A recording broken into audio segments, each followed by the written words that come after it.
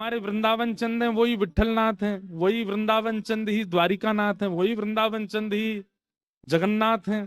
तो जब मैं पंढरपुर जाता हूँ और पंढरपुर में जब वहां के लोग मराठी में अभंग गाते हैं, तो आपको हम सत्य अपने मन की बात बता रहे हैं, हम ठाकुर जी से पूछते हैं समझ में आ रही है आपको क्या बोला है इन्होंने?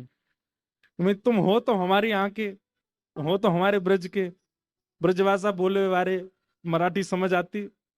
ऐसे ही द्वारिका जाते हैं तो वहां के लोग फिर द्वारिका गुजराती में गाते हैं। तो कभी कभी मेरे मन में आता है कि जब ठाकुर जी रण छोड़ के द्वारिका गए थे और द्वारिका के राजा बने, ठाकुर जी गुजराती बोलते थे?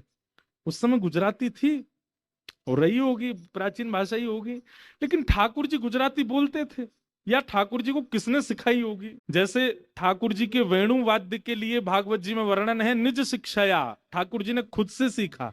ठाकुर जी की नृत्य कला के लिए कहा गया किशोरी जी ने सिखाया।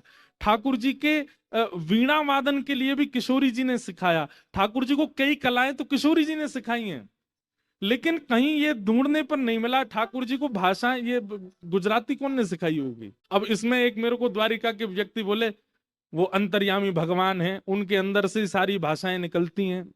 मैंने कहा जब अंतर्यामी भगवान के अंदर से सबरी भाषा निकल रही तो फिर वीणा सीखने राधा रानी के पास क्यों गए? वीणा भी अंदर से निकल आती, नृत्य भी अंदर से निकल आ, तो सब मैंने कहा ऐसा नहीं हो सकता, कहीं से तो सीखे होंगे, किसी ने तो बताई होगी।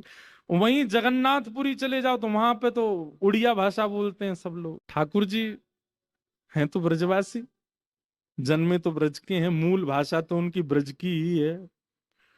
तो कभी कभी आता है मन में ठाकुर जी को समझ समझ आता है। और हम कई अभंग हमको याद है, हम गा देते हैं पर उनका अर्थ हमको नहीं पता। तो आज किशोरी जी, हाँ, तो मैं निवेदन कर रहा था कि अनौसर में ठाकुर जी के दर्शन नहीं करने चाहिए।